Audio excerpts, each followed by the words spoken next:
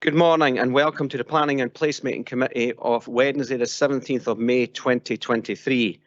I'm Councillor Ian Massey, convener of the committee, and on my top table today we have from my far left Councillor Grant Stewart, Vice Convener, Ms Jessica Guild, Committee Officer, Mr Colin Elliott, Solicitor, and on my right we have Mr Christian Smith, Development Management and Building Standards Service Manager, Mr Sean Panton, Team Leader, Major Applications and Enforcement, and online we have Mr Paul Williamson, Team Leader, Local Developments. Can I remind committee members that as this is a hybrid meeting, members joining virtually are reminded that if you leave the meeting during consideration of any application, you are unable to participate or vote on that item when you return to the meeting. Also, this means that if a member loses their internet connection during the consideration of any item, they should not vote on that item. Please advise the clerk via the meeting chat that you are leaving the meeting, or if you have lost your connection and are therefore unable to vote on the item. And whilst we are operating as a hybrid meeting for the proceedings today, can I remind councillors and officers to use the chat box to attract my attention, which all members should have access to. Q for questions, C for comment.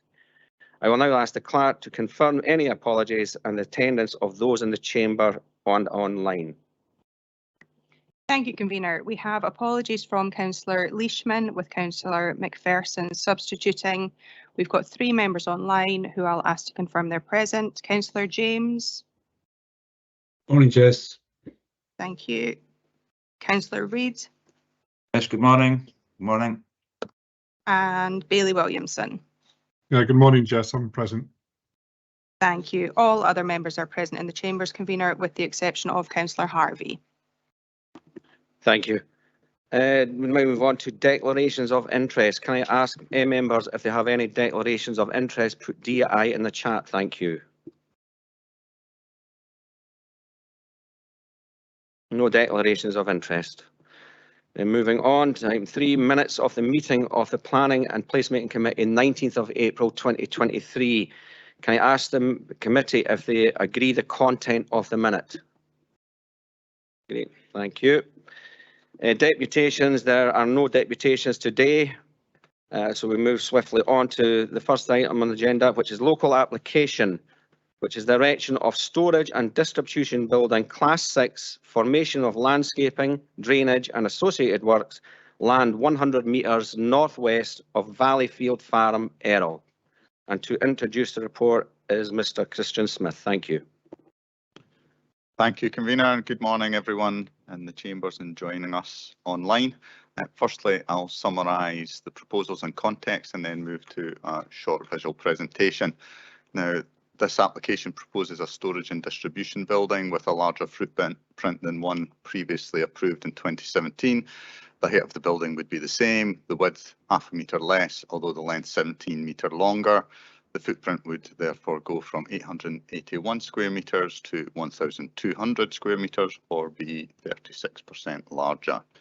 Access arrangements would remain the same, and use of an existing access is not considered to have a significant impact on either the local or strategic road network. Landscaping areas enclosing the site around the proposed building and the wider area of ownership are to be enhanced and appropriate drainage arrangements put in place. Although there is an identified flood risk, the land use vulnerability is low and considered appropriate by structures and flooding colleagues and reflective of SEPA standing advice, subject to the suggested conditions. Errol Community Council have objected, which has led to the application being presented to the committee, and I'll now take you through a brief presentation to set out the proposals and context of the application. This first slide shows the location in a satellite image identified in red on the northwest side of the U142 and a distance from the A90. Next. Here we see the proposed layout of buildings at the site, the access and relationship of the proposed building and related works, including areas of landscaping to be enhanced. The next slide. This shows the proposed building. We move to the next slide, where we can see the approved layout from 2017. the building, as I say, being of a similar height, width and position to that now proposed, although about just over a third smaller. Next slide. Again, here are the approved elevations, which show the similarity of the proposed building to that now proposed. Next and penultimate slide. Here we see a street view image giving an indication of the existing complex of buildings and associated vehicles, landscaping, etc. The proposed building would be on the far side or rear of these existing buildings. Finally, we return to the proposed layout, and thank you, convener. That concludes the presentation. Thank you, Mr. Smith. Can I ask committee, do you have any questions?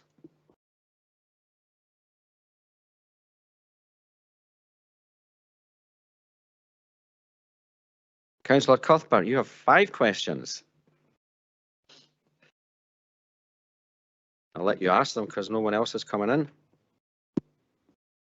Thank you, convener. Yeah, I read the Errol CC objection and also the objection from Bailey. So these questions, I'm being devil's advocate to some extent because I feel that we should fully understand what we're approving here.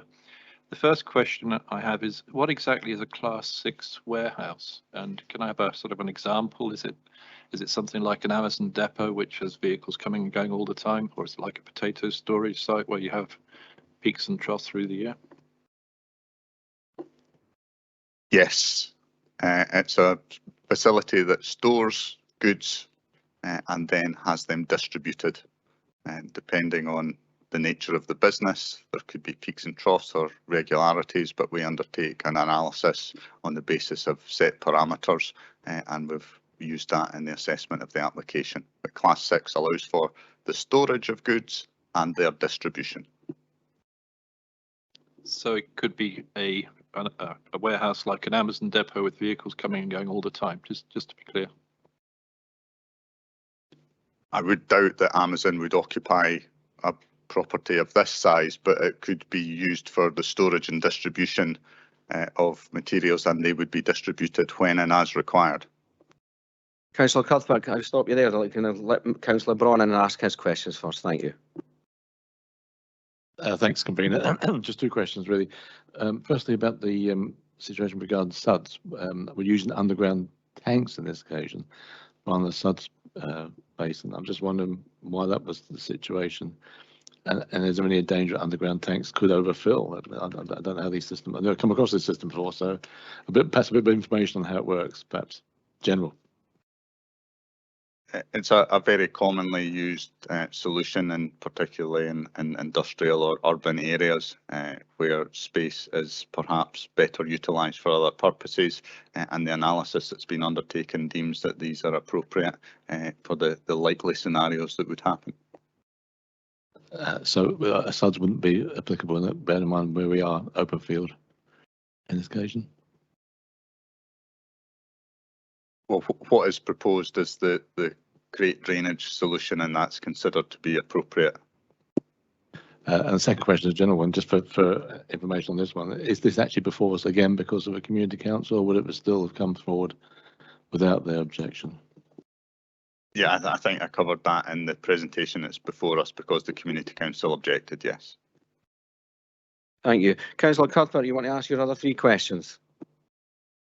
4 questions, but yeah, okay. The next one is the size of the building. I could see the height was 8.5 meters. I'm just wondering what the overall dimensions of the building are, because I couldn't find it when I was looking online. Again, I'll just go back to my presentation that I gave, unless I've closed that. But I think I set out the full diameters, etc. on that. Yeah, paragraph 3 in the report. But I think in my presentation I said the difference between the approved building and that now proposed. And if we go to paragraph 3 in the report.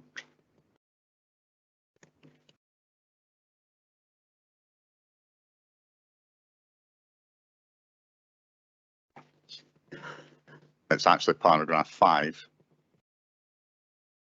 60 metres by 20 metres, and 8.5 metres in height. Yeah, and the previous building 43 by 20.5 and 8.5 metres in height, which is in paragraph 3. The next question is the question of the land that's being developed. Do we know what class of land it is? Is it class 1, 2, 3? I think in planning terms it has nil use associated to it. I'm not sure I understand that. Is that because it's been developed already, or is it? Well, the land has not been in use for some time, so to an extent there is nil use applicable to it. So we're not identifying this as the change of use of land. It's the proposal to erect a class 6 building, but the class 1 would be retail, class 2 and class 3 is restaurants. So there's no history of class 1, 2 or 3 uses on the site. Sorry, I think I'm confusing you. I mean the agricultural class, not the sort of economic class, if you like. Or the Macaulay use land use classification of soil types. Okay, I believe it's class 3.2. Thank you for that. The next question revolves around the location. My understanding is the farm is not functioning as a farm, so this isn't expanding a farm business. This is expanding a sort of industrial use, perhaps. I'm just a little bit concerned that this is actually within the Sidlaws Hills local landscape area, and therefore you could argue that it's actually detracting from the area, which is after all landscape area. And I'm just wondering, I mean, I understand that we encourage developments adjacent to settlements and so on, but this isn't adjacent to a settlement. So I'm just wondering why we would be approving this when it's not fitting the criteria that we would normally use. I think the report goes into some detail on that issue, and this is the expansion of an existing operational area within the landward area, and we consider that as an appropriate expansion of that existing business use within that location, which is repurposed previously used buildings, but that's discussed in quite some detail in the report. Yes, I appreciate that. I just wanted to. Councillor Cuthbert, just a second. Thank you, Councillor Cuthbert. The other factor here is there is a previous consent, which is for the same use that's applied for now, and that's a material consideration for you to take into account. Thank you, that clarifies things. Thank you. The final question I've got is to do with precedent. If we give consent to this unit, I noticed at the back of the site, or I presume it's the back, no, it's on the left-hand side of the site as you look at it on the plan. There's a big area of grassland which is then going to be enclosed within this tree boundary. The report says that any additional units beyond the site, which the applicant has suggested may be forthcoming by other planning applications, are not guaranteed to obtain the same positive recommendation. My issue here is, are we setting a precedent by giving this permission, and therefore we can expect to see additional applications filling the site that's now being sort of put within the boundary of the site? I think, again, as is indicated in the report, those would be considered on their merits, but we don't have any proposals for additional development in the other areas to the west at this point in time. And as the report says, there is no guarantee that they would be approved. We would have to consider them on their merits. This application is only looking at the context of the proposal before us, and would not necessarily set, using your words, a precedent that automatically further development would be accepted.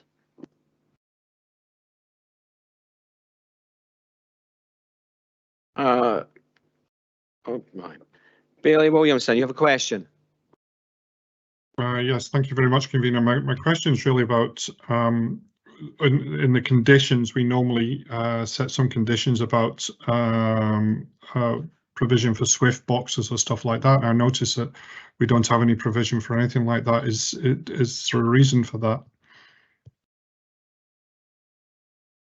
Again, I think that's done in relation to particular heights and building types. Normally that would be residential properties. There's particular heights from ground, etc., that they would be applied to. And in this case, I would imagine the reasoning is that it doesn't fit those parameters.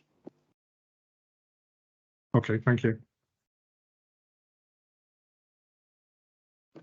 Thank you. Is there any more questions?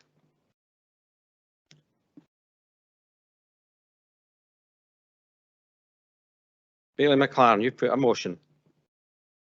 Thank you, convener. Yeah, I would just like to propose this application for approval as recommended by the officers. Councillor Braun, you second. Yep, happy to second that one. Thank you.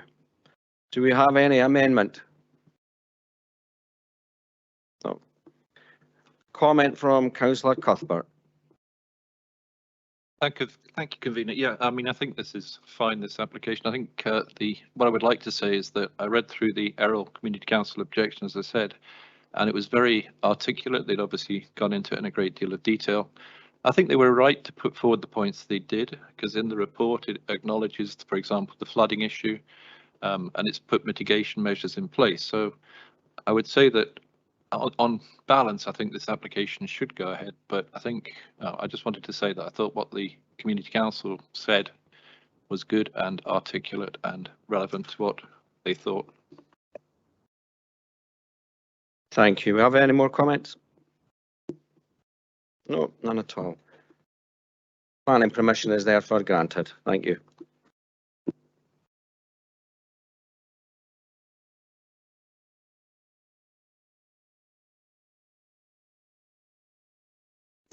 Okay, now we'll move swiftly on to item 6, which is the proposal of application notices. The first one is for a mixed-use development comprising of 19-bay golf driving range with Class 3 retail unit, retail unit Class 1, formation of parking and associated works, land 240 metres northeast of Lethengy Waste Management Treatment Works in Ross. Do members have any comments on the plan?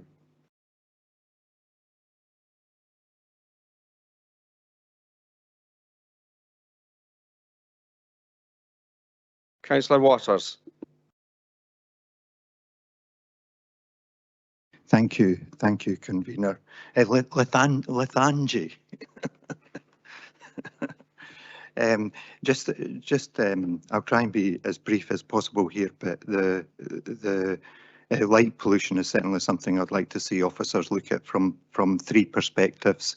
One is Burley Road and Burley Steadings, which are properties that have overlook the site, and we'll be looking into the driving range, so just to make sure there's no direct lights will affect them.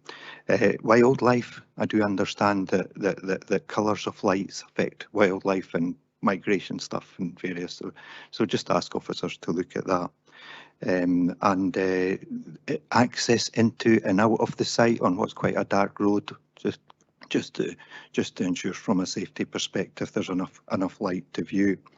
There's important path network on three sides of the site, so just from a sustainability travel perspective to make sure they're interlinked, to give people the option to travel to the site with obviously not their full golf clubs, but there's a cafe there as well, so just so that visitors can access sustainably within there, and to protect the networky paths within the area.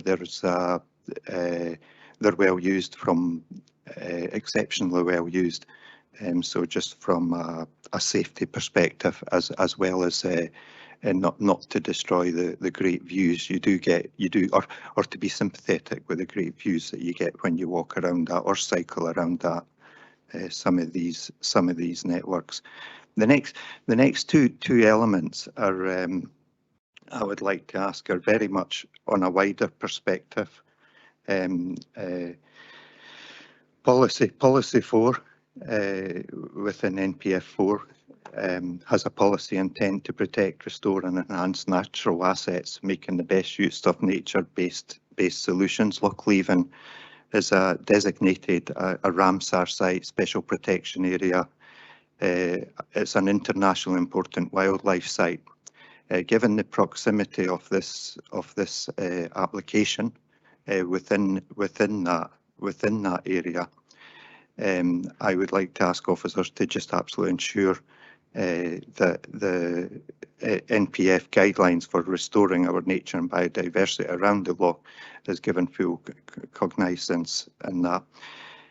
Given the issues over eutrophication on the loch, and the locality of this site has a river running to the west with a little bit of boundary, and it also has a stream. It's marked as a ditch on the map, but it is a running very small stream right to the east of the site.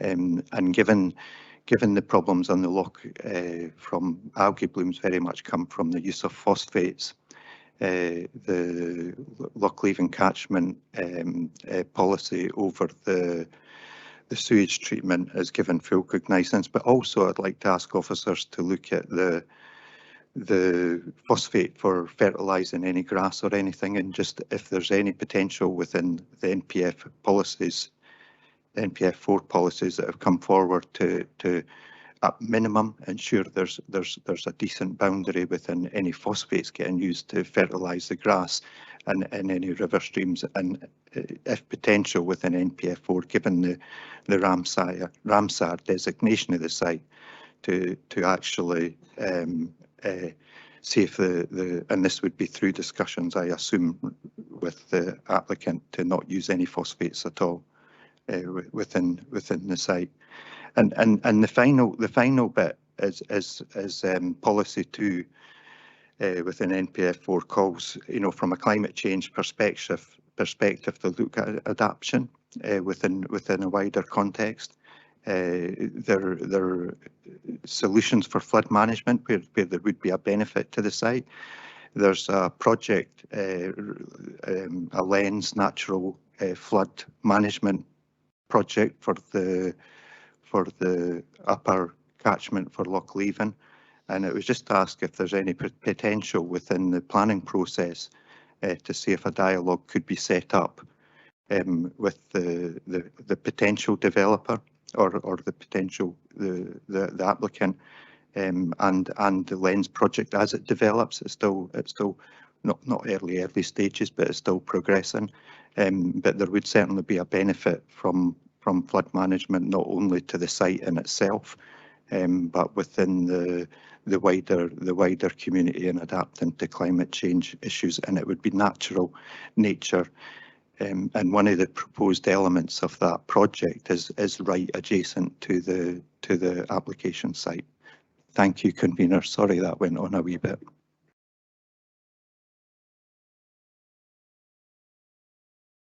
Mr. Smith's going to come in here. Yeah, I'd maybe just give you some advice on that latter point in relation to the lens project and engagement with the prospective developer to see whether or not there could be any incorporation of aspects of that. I think it's maybe this point in time where you could make contact with them to discuss that issue, and any other parties, constituents, etc., that may wish to make comment to the developer at this pre-application stage would perhaps be best placed to do that directly with the developer, which is the purpose of this pre-application process, because by the time it comes to officers, there may be a relatively fixed project in place.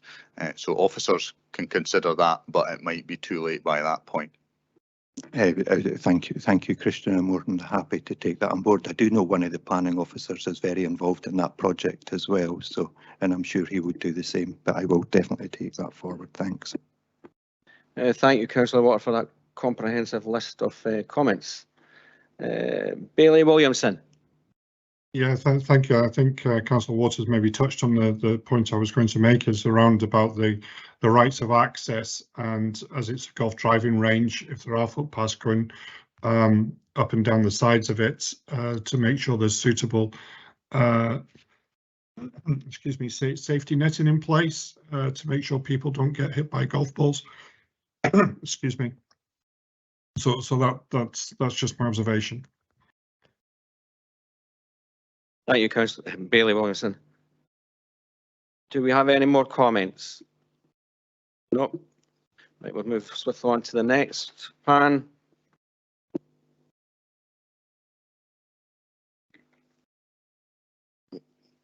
Which is the redevelopment of an 18-hole golf course to 9 holes, alterations and extension to clubhouse to form sports community hub building, erection of 200 dwelling houses, formation of open amenity space, landscaping, parking, footpaths and associated works at Craigie Hill Golf Club, Cherrybank, Perth.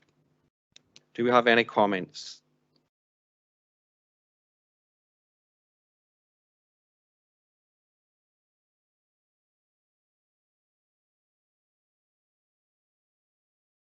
Bailey Williamson. Yeah, thank you, convener. My comments again are about the suitability, or should I say, if houses are going to be running alongside the golf course, just to make sure there is suitable safety netting in place so people don't get hit by golf balls. The other point I would make is I would assume there is going to be some form of SUDS put in place for the development.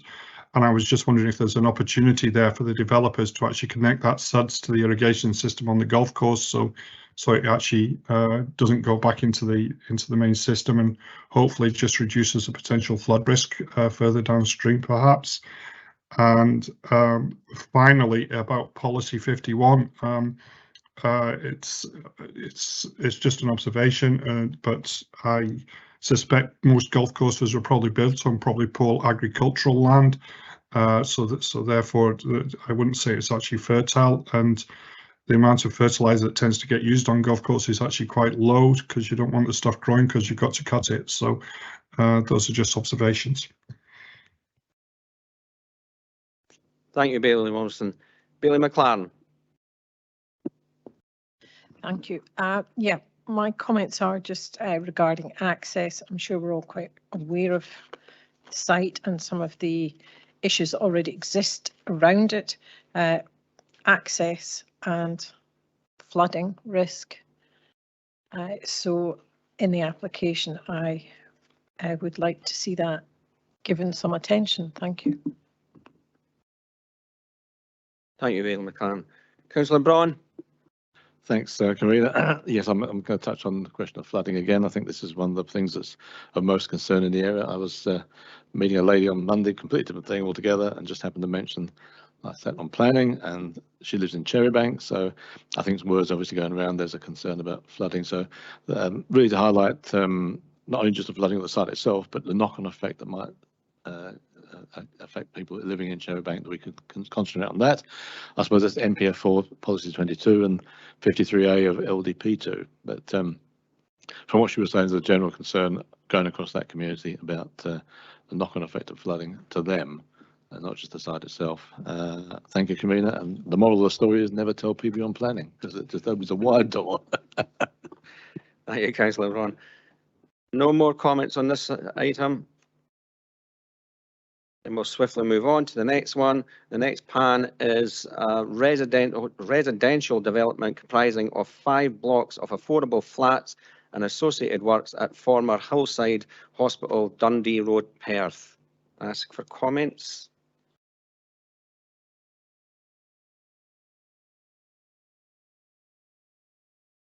Convener, I have a comment or just an observation. Again, it's about its proximity to the railway, and I was just wondering if Network Rail would have comments to make on the developments and minimising access or preventing access to the railway from the bottom end of the site, perhaps.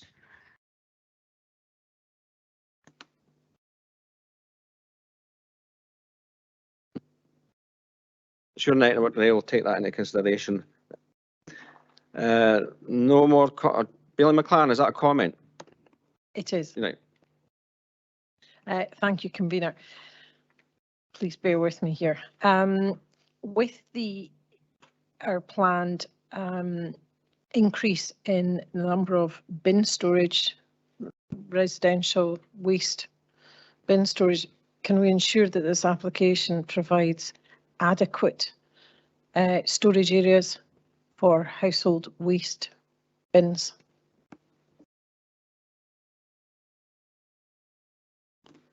Thank you, Bailey McLaren. Do we have any more comments on that one? No, no more comments. So we'll swiftly move on to the final one, I think it's for today. And that is for the erection of 50 dwelling houses, formation of SUDs, landscaping, footpaths and associated works, allocated site H24 on land 150 metres southwest of Moncard Farm, Moncard Road in Stewart. Do we have any comments on that one? Bailey Williamson. Yeah, I'm sure Christian's probably going to say we have tried before, but I think it's just getting access to medical provision, and is there sufficient capacity within the area for these additional houses? But that's I suspect we're probably not going to get a reply to that. Thank you, Bailey Williamson. Councillor Waters, you have a comment? Just in very quickly on the relation to when houses are next to a main road, there's suitable mitigation for mitigating the noise off the road for the residents. Thank you. Thank you, Councillor Waters. Do we have any more comments? Councillor James. Yeah, thanks, convener. It wouldn't send. I pressed it a while back, but it just wouldn't send. Bearing in mind the proximity to the primary school and the school playing field, perhaps some form of protection, if you like, of houses anywhere adjacent to the school. You know, it's like the amount of complaints you'll get from somebody who buys a house next to an airport and then complains about the noise. I'm just foreseeing a potential problem in the future. So some form of noise mitigation or you know, privacy, if you like, trees or something. Thank you. Thank you, Councillor James. See, there are no more comments. No, none at all. So that's the final item on the agenda today. So that's the meeting over. Thank you very much.